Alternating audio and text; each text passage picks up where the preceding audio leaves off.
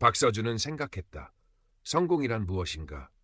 그의 삶에서 성공은 하나의 숫자, 하나의 목표, 어쩌면 신기루 같은 것이었을지도 모른다.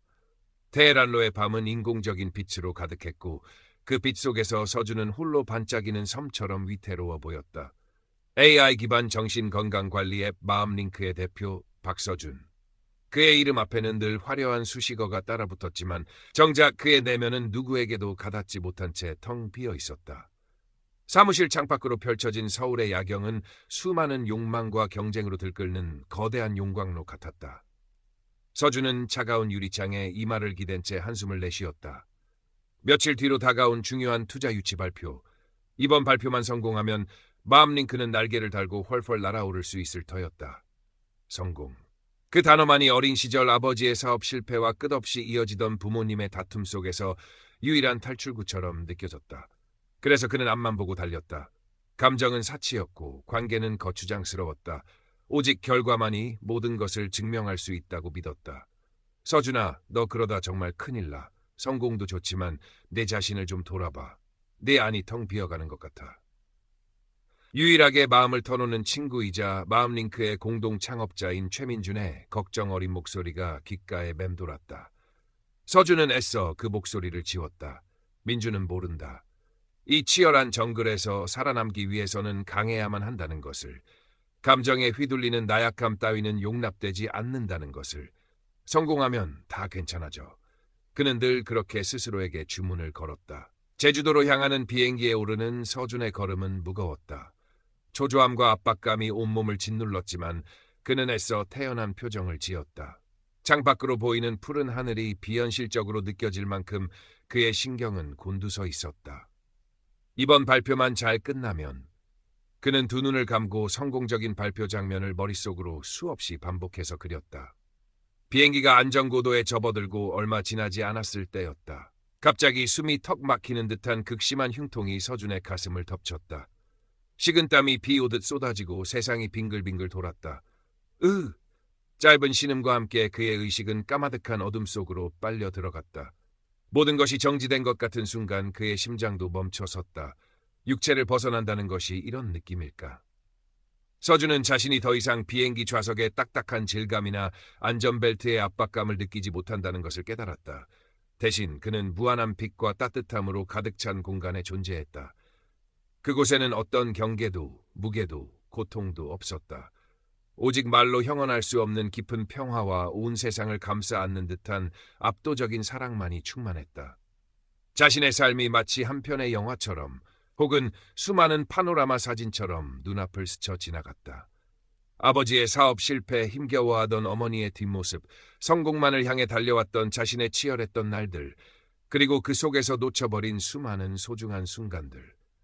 자신이 그토록 집착했던 성공이 얼마나 허망한 것이었는지, 진정한 가치는 어디에 있었는지 깨달음의 빗줄기가 그의 존재를 관통했다. 두려움이나 심판의 대상일 것이라 막연히 생각했던 미지의 존재는 사실 모든 것을 조건 없이 포용하는 따뜻한 에너지, 순수한 사랑 그 자체였다. 판단도 비난도 없는 그 절대적인 수용 앞에서 서준은 처음으로 완전한 자유와 안식을 느꼈다. 얼마나 시간이 흘렀을까? 그곳에선 시간이라는 개념조차 무의미했다. 다시 현실의 감각이 희미하게 돌아왔을 때 그는 코를 찌르는 소독약 냄새와 희미한 사람들의 목소리를 감지했다. 눈을 뜨자 새하얀 병원 천장이 보였다. 제주도의 한 병원 응급실이었다. 환자분, 정신이 드세요? 간호사의 다급한 목소리가 들렸다. 기적적으로 소생했지만 서준은 극심한 혼란에 휩싸였다. 방금 전까지 경험했던 초월적인 평화와 사랑은 마치 한여름밤의 꿈처럼 아득하게 느껴졌고 현실의 고통과 불안감이 다시 그를 엄습했다. 의사는 그에게 악성 부정맥이라는 치명적인 진단을 내렸다. 언제 다시 심장이 멈출지 모른다는 공포와 함께 그는 가슴에 페이스메이커를 삽입하는 수술을 받아야 했다. 성공, 경쟁, 이성적 판단. 그가 평생 신봉해왔던 가치들이 한순간에 무너져 내렸다. 설명할 수도 이해할 수도 없는 임사체험의 기억은 그의 견고했던 세계관을 송두리째 흔들어 놓았다.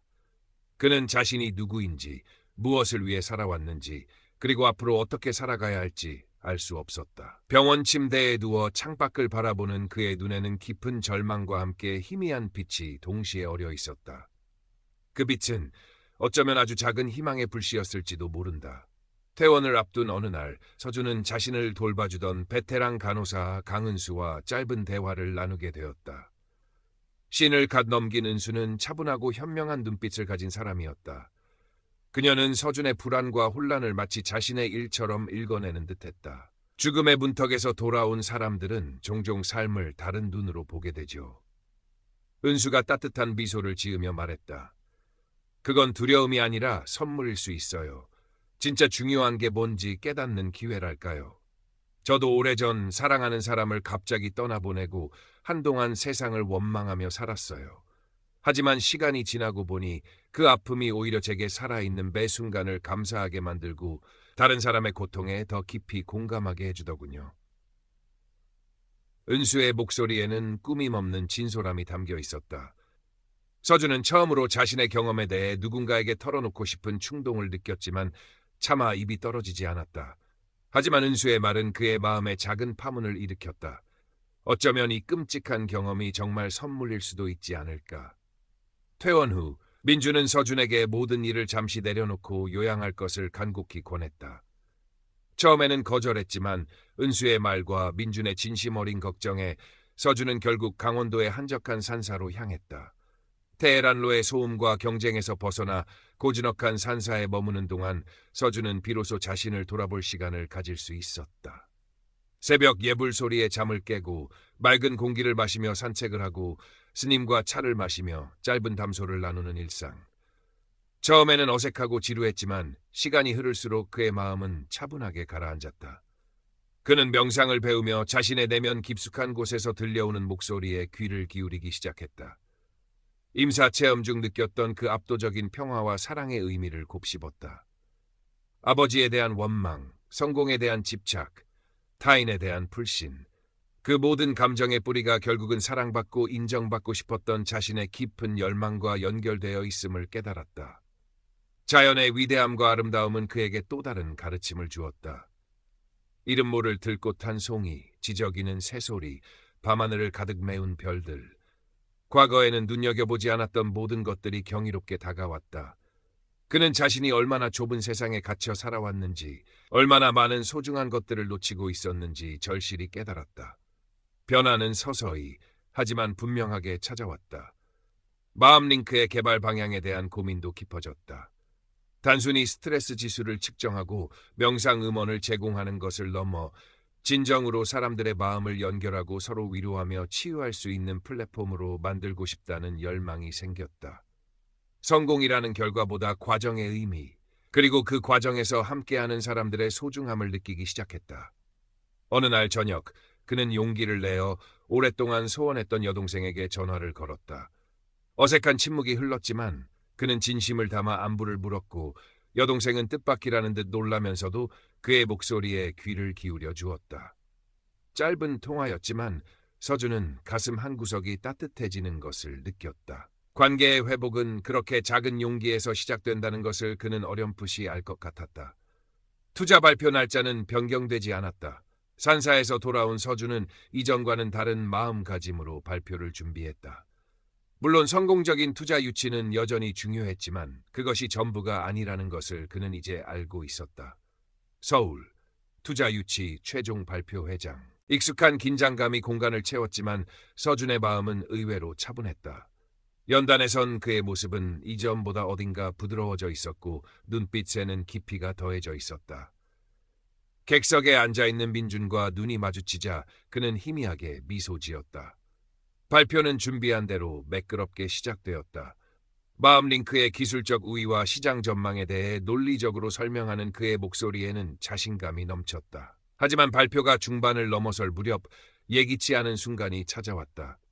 갑작스러운 가슴 통증, 실제 심장에 문제가 생긴 것은 아니었다.